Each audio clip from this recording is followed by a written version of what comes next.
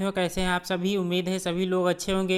एक बार फिर स्वागत है आप सभी का आपके अपने YouTube चैनल ड्रिल स्टडी पे। चलिए दोस्तों, स्टार्ट करते हैं आज की क्लास को बिना किसी देरी के। पहला प्रश्न आपके स्क्रीन पर दिया गया है। कनक शब्द का अर्थ समूह चुनिए। कनक शब्द का अर्थ समूह चुनना है आपको। नीचे दिए गए ऑप्शन में से सही जवाब करना है। तो कनक जो है, इसका जो सही जवाब होगा ऑप्शन नंबर बी होगा। कनक माने स्वर्ण होता है, धतूरा होता है, गेहूं होता है, तो इसलिए ऑप्शन नंबर बी इसका बिल्कुल करेक्ट होगा। अगला प्रश्न आपसे पूछा गया है, घर का पर्यायवाची शब्द नहीं है। क्वेश्चन नंबर 2 का जवाब करना है। घर का पर्यायवाची शब्द कौन सा नहीं है। का पर्यायवाची शब्द कौन सा नहीं है। तो निप जो है ये घर का पर्यायवाची शब्द नहीं होता है। ऑप्शन बी इसका बिल्कुल करेक्ट होगा। प्रश्न का जवाब करना है। सर्वनाम के कितने प्रकार हैं। सर्वनाम के कितने प्रकार हैं ये आपसे पूछा गया है। तो सर्वनाम के जो है 6 प्रकार होते हैं। ऑप्शन नंबर ए इसका बिल्कुल करेक्ट होगा। अगला प्रश्न आपसे पूछा गया है, रानी केतकी की कहानी के रचनाकार हैं। रानी केतकी की कहानी के रचनाकार आपसे पूछा गया है। ऑप्शन नंबर बी इंशाअल्लाह खां इस कहानी के लेखक हैं। तो ऑप्शन बी इसका बिल्कुल करेक्ट होगा। निम्न में से कौन से वाक्य में संदिग्ध भूतकाल का प्रयोग हुआ है। संदिग्ध भूतकाल का प्रयोग हुआ है ये आपसे पूछा गया है। तो ऑप्शन नंबर सी मैंने निबंध लिखा होगा, यह वाक्य जो है इसमें जो है संदिग्ध भूतकाल का प्रयोग किया गया है। तो ऑप्शन नंबर सी इसका बिल्कुल करेक्ट होगा। प्रश्न आपसे पूछा गया है, रीत काल के बाद का काल है। रीत काल के बाद कौन सा काल आता है ये आपसे पूछा गया है। क्वेश्चन नंबर 6 का जवाब करना है।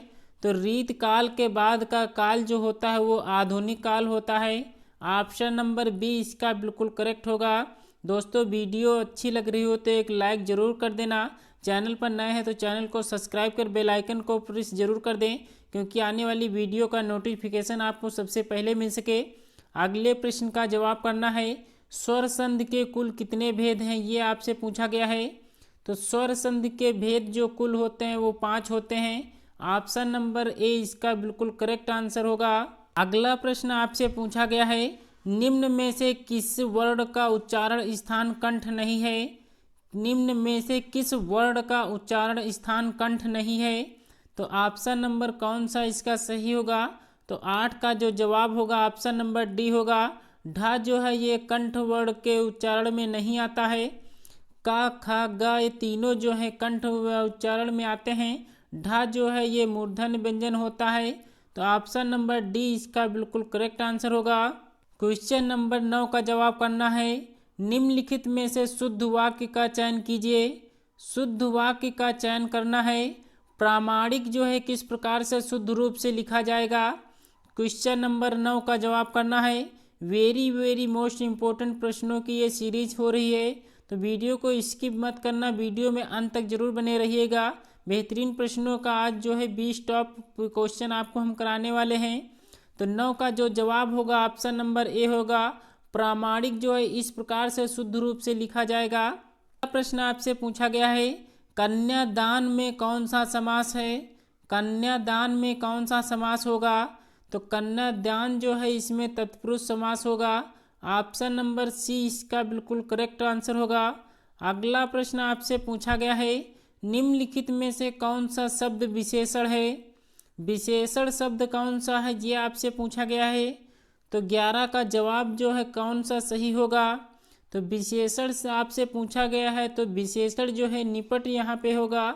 ऑप्शन नंबर ए इसका बिल्कुल करेक्ट आंसर होगा। अगला प्रश्न आपसे पूछा गया है, मीन का पर्यायवाची शब्द है। मीन किसका पर्यायवाची शब्द है ये आपसे पूछा गया है। तो मीन जो है मत्स्य का होता है। ऑप्शन नंबर सी इसका बिल्कुल करेक्ट आंसर होगा। वीडियो 2018 एग्जाम में पूछा गया प्रश्न है। मीन जो है ये मछली का पर्यायवाची होता है। तो ऑप्शन नंबर सी इसका बिल्कुल करेक्ट आंसर होगा। अगला प्रश्न आपसे पूछा गया है, इंद्रियों को जीतने वाले के लिए एक शब्द है। इंद्रियों को जीतने वाले के लिए एक शब्द क्या होगा। तो इसका ऑप्शन नंबर डी सही होगा। जितेंद्रिय उसे जो है कहते हैं। ऑप्शन नंबर डी इसका बिल्कुल करेक्ट होगा। अगला प्रश्न आपसे पूछा गया है, निम्नलिखित में से किसमें अव्ययी भाव समास नहीं है। अव्ययीभाव समास किसमें नहीं है, ये आपसे पूछा गया है। तो ऑप्शन नंबर डी नवरत्न जो है ये अव्ययीभाव समास नहीं है। आजीवन, यथा, समय, प्रतिदिन ये तीनों जो है अव्ययीभाव समास हैं। नवरत्न जो है ये अव्ययीभाव का समास नहीं है। आचरण की सभ्यता किसका निबंध है? आचरण की सभ्यता किसका निबंध है? तो सरदार पूर्ण सिंह इसका बिल्कुल करेक्ट आंसर होगा। ऑप्शन नंबर बी इसका बिल्कुल करेक्ट आंसर है। भूषण किस काल के कवि हैं? भूषण किस काल के कवि हैं, ये आपसे पूछा गया है। क्वेश्चन 16 का जवाब करना है।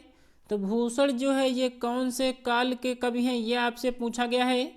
वीर गाथा काल है, भक्ति काल है, नीचे दो ऑप्शन और दिए गए हैं, रीत काल और आदि काल। तो भूषण जो है यहाँ पे रीत काल के कवि हैं। ऑप्शन नंबर सी इसका बिल्कुल करेक्ट आंसर होगा। अगला प्रश्न आपसे पूछा गया है, निश्चयवाचक सर्वनाम कौन सा है?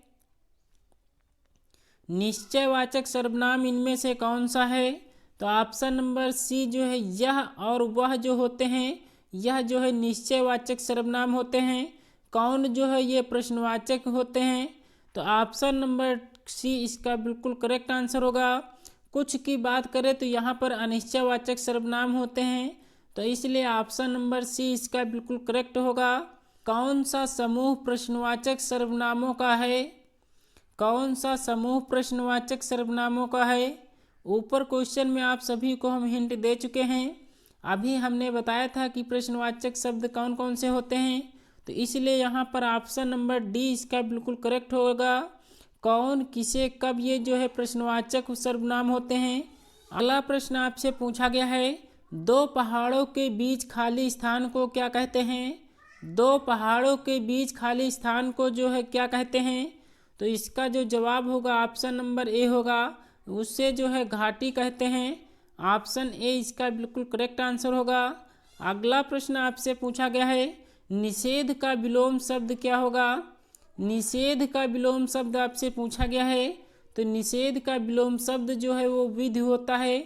ऑप्शन नंबर ए इसका बिल्कुल करेक्ट आंसर होगा। दोस्तों टॉप 20 क्वेश्चन में से आपका स्कोर कितना बना है, नीचे कमेंट्स बॉक्स में ज़रूर बताना। वीडियो पसंद आई हो तो एक लाइक ज़रूर कर देना। चैनल पर नए हैं तो चैनल को सब्सक्राइब कर बेल आइकन को ज़रूर प्रेस कर दें